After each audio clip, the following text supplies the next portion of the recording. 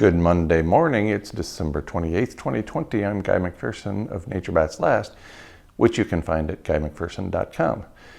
It's another short week on Wall Street this week, as it was last week.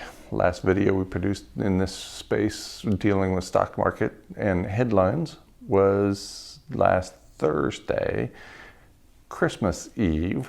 And this week, the last one will be this Thursday, New Year's Eve.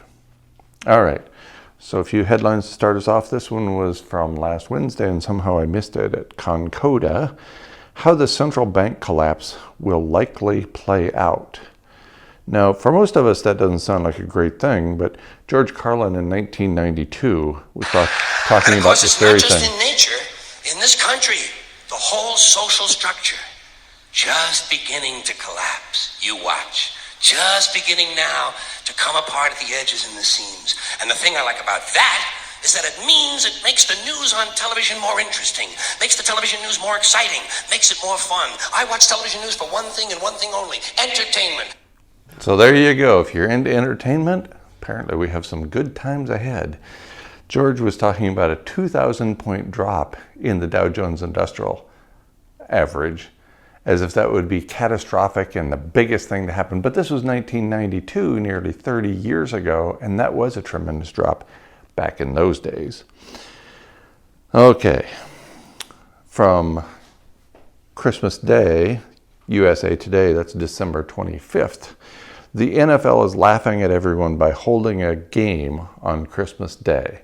They're laughing at you for watching. They're laughing at you for watching the commercials and buying the crap that ensues. They're laughing at the players, making them go out during a pandemic and play, and so on.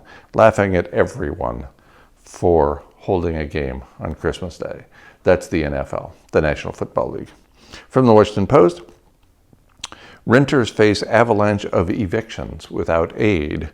The subhead, millions will be unable to pay when their protections expire next month. And now that's starting the end of this week. The Hill, global COVID-19 cases surpass 80 million. That's 80 million people in your not-so-hoax pandemic. From Business Insider, Biden ally Larry Summers, a former Treasury Secretary, said $2,000 stimulus checks would be a, quote, serious mistake, end quote, that could overheat the economy.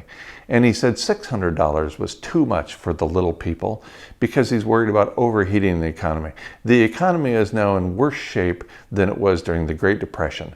The financial system is contracting so quickly that there's no way $2,000 or $600 or $5 is going to overheat the economy. But Larry Summers, he wants to make sure you don't get your money and to ensure that the bajillionaires keep getting their money.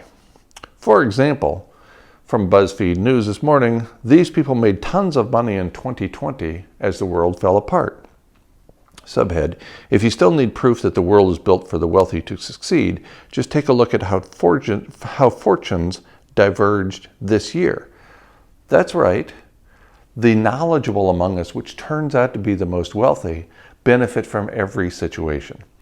This does not mean there's some kind of conspiracy. The rich people didn't launch this virus onto the world so that they could make money. It's just that they know how to make money off every situation. They're like George Carlin making humor out of every situation. Good news or bad news, he can make people laugh. Good news or bad news, the trillionaires are still going to make money.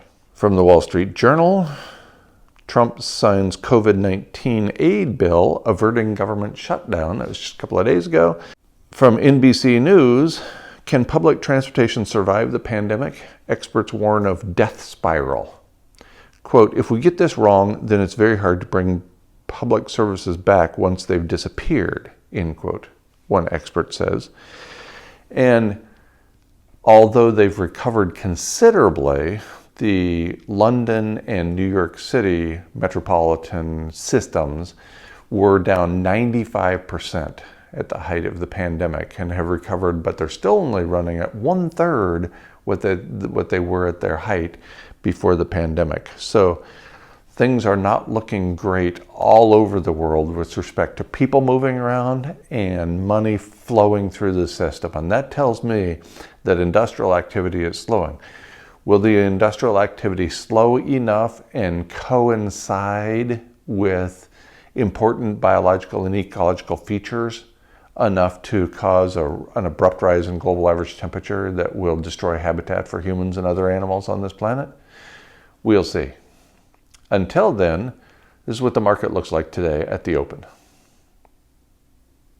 All three major indices are significantly up this morning as the stock market's open. And unlike fellow anarchist George Carlin, I view this as good news. I understand the aerosol masking effect, something that he in 1992 probably had no idea about. He's a smart guy, couldn't know everything. So, good news, the Dow Jones is up more than 150 points, NASDAQ and S&P 500 are following suit.